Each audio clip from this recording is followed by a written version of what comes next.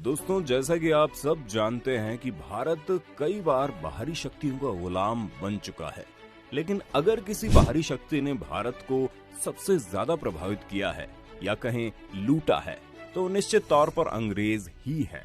लेकिन जब अंग्रेज भारत आए थे तो उनके लिए भारत पर राज करना इतना आसान भी नहीं था, क्योंकि भारत के एक विशाल हिस्से पर मुगलों का राज हुआ करता था। और मुगल उस दौर में कितने शक्तिशाली थे, इस बात का अंदाजा आप इसी बात से लगा सकते हैं कि कई कोशिशों के बाद भी अफगान से लेकर मराठा और राजपूत तक उन्हें हरा नहीं पाए। लेकिन उसी दौर में जब अंग्रेजों ने भारत की धरती पर कदम रखा तो उन्होंने मुगलों को भी अपना निशाना बना ही लिया, जिसके पीछे उनकी एक अच्छी खासी रणनीति भी थी, जो उस समय इतनी नई और प्रभावी साबित हुई कि कुछ दशकों के संघर्ष में मुगलों ने अंग्रेजों के सामने घुटने टेक दिए। आखिर अंग्रेजों की वो रणनीति क्या थी और मुगलों की वो कौन सी कमजोर नस थी जिसे पकड़कर अंग्रेज मुगलों से जीत गए? आज के वीडियो में हम आपको यही सब तो बताने वाले हैं, इसलिए बने रहिए हमारे साथ इस वीडियो के अंत तक। ये वक्त था 16वीं सदी के आखिरी साल का, और उस वक्त भारत इतना संपन्न था कि दुनिया का उत्पादन का लगभग 1/4 हिस्सा तो भारत से ही पैदा होता था। और कहीं न कहीं ये कारण था कि पूरी दुनिया भारत को बड़े गौर से देख रही थी। उस वक्त ही भारत को सोने की चिड़िया भी कहा जाता था। उस वक्त दिल्ली के तख्त पर अकबर महान का शासन हुआ करता था, और कहा यह भी जाता था कि अकबर अपने दौर में सबसे दौलतमंद बादशाह हुआ करते थे। लेकिन उसी दौर में अंग्रेजों के देश ब्रिटेन में गृह युद्ध का माहौल चल रहा था। महारानी एलिजाबेथ प्रथम के शासन के दौरान ब्रिटेन की मुख्य इकोनॉमी कृषि पर निर्भर करती थी। लेकिन युद्ध और बर्बादी के दौरान इस वक्त ब्रिटेन दुनिया के उत्पादन का कुल 3 से 4% उत्पादन कर पा रहा था। उसी दौर में पुर्तगाल और स्पेन ब्रिटेन को पावर स्ट्रगल में काफी पीछे छोड़ चुके थे, और माहौल ये था कि ब्रिटेन के लुटेरे नाविक पुर्तगाली जहाज को लूटकर किसी तरह अपना काम चलाकर खुश हो जाया करते थे। उसी समय में एक ब्रिटिश नाविक को दक्षिण पूर्व एशिया की समुद्री यात्रा के दौरान भारत की समृद्धि के विषय में पता चला। इसके बाद सन 1600 ईस्वी में 200 ब्रिटिश व्यापारी एक नई कंपनी बनाते हैं, जिसको नाम देते हैं ईस्ट इंडिया कंपनी। उस कंपनी को महारानी का भी सपोर्ट हासिल हो जाता है। अब बात भारत की करें, अब तक अकबर मर गया था। जहांगीर को नया मुगलिया बादशाह बना दिया जाता है, और इसी के साथ 1608 में कैप्टन विलियम हॉकिंस सूरत में सबसे पहले अपनी कंपनी के व्यापारी जहाज के साथ आते हैं। वो भारत में एक नई कंपनी यानी ईस्ट इंडिया कंपनी बनाने की घोषणा करते हैं। अपने इसी व्यापारिक चोले को पहने हुए कैप्टन हॉकिंस और उनके साथ थॉमस रोब जहांगीर के दरबार में पहुंचे, और वो जहांगीर को अपने खूबसूरत और महंगे उपहारों और फायदेमंद व्यापारी समझौते का प्रस्ताव देते हैं।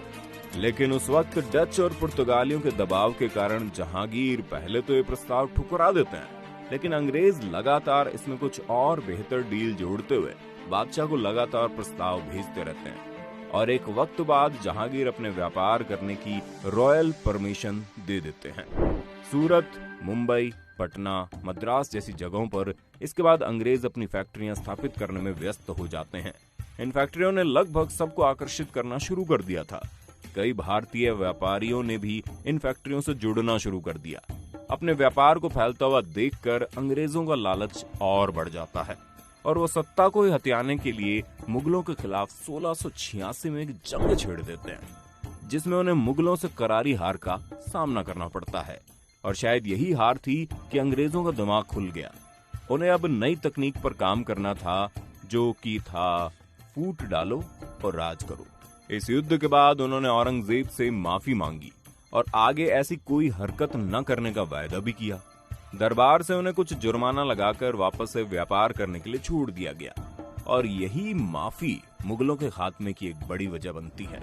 1707 ईस्वी में औरंगजेब की मौत ने मुगलों को अपने से ही लड़ाना शुरू कर दिया। कई लोग सल्तनत के बादशाह बनने के लिए आपस में ही लड़ने लगते हैं। इस लड़ाई और संघर्ष के दौरान कई कमजोर शासक बादशाह बनकर मुगलों की ही शक्ति को कम करने लगते हैं, और यहीं पर अंग्रेजों को अपने लिए एक मौका दिखाई देता है।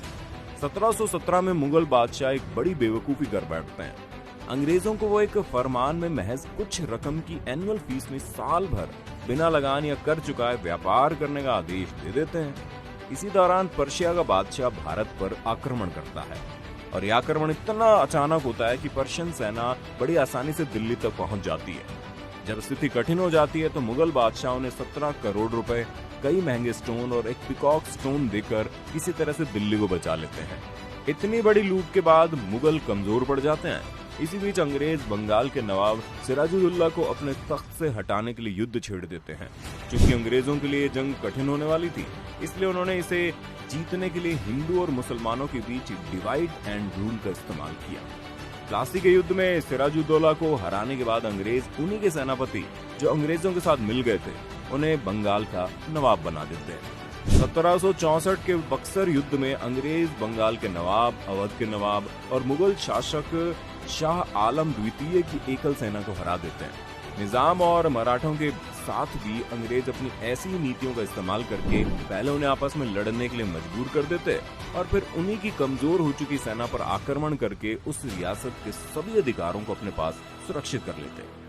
अंग्रेजों ने 18वीं सदी में खुद को सिर्फ कृषि तक ही नहीं रोका, वो काफी बड़े हिस्से के व्यापार और जमीन के इस्तेमाल पर लगने वाले टैक्स से भी कमाई करके अमीर बनते रहे। इसके लिए उन्होंने कई भारतीय जमींदारों को अपना खास बना लिया।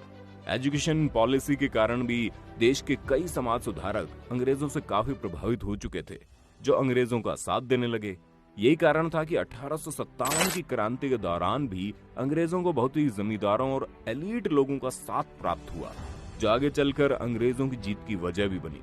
इस क्रांति में जीत के बाद आखिरी मुगल बादशाह बहादुर शाह जफर को अंग्रेज बंदी बनाकर रंगून की जेल में भेज देते हैं और उनके सभी बेटों को बड़ी क्रूरता के साथ मौत के घाट उतरवा देते हैं। इस तरह से मुगल और मुगल साम्राज्य दोनों का अंत हो जाता है। मुगलों के खात्मे के बारे में तो आप समझ गए होंगे, लेकिन अंग्रेजों को अगर इस पूरी कहानी में देखें तो वे इतनी दूर से आए थे और उनके लिए इस देश की परिस्थितियां बिल्कुल ही विपरीत थी। उसके बावजूद उन्होंने जिस तरह से असम में साम, दाम, दंड और भेद का इस्तेमाल करते हुए मुगल बादशाहों और उनकी रियासत के राजाओं को पराजित किया, वो उनकी गहरी कूटनीति और व्यापारिक सूझबूझ को दिखाती है। आपकी मुगलों के हार के बारे में क्या राय है, कमेंट में बताइए। अगर आज की ये वीडियो आपको पसंद आई हो तो इसे लाइक करने के साथ साथ अपने दोस्तों और रिश्तेदारों में शेयर जरूर करना। अगर आप ये वीडियो YouTube पर देख रहे हैं तो चैनल को सब्सक्राइब करके बेल आइकन दबा देना, और अगर Facebook पर ये वीडियो देख रहे हैं तो Facebook पेज को लाइक कर देना। फिलहाल के लिए इतना ही, अभी के लिए हमें दीजिए इजाजत। आपसे मुलाकात होगी अगली वीडियो में। शुक्रिया।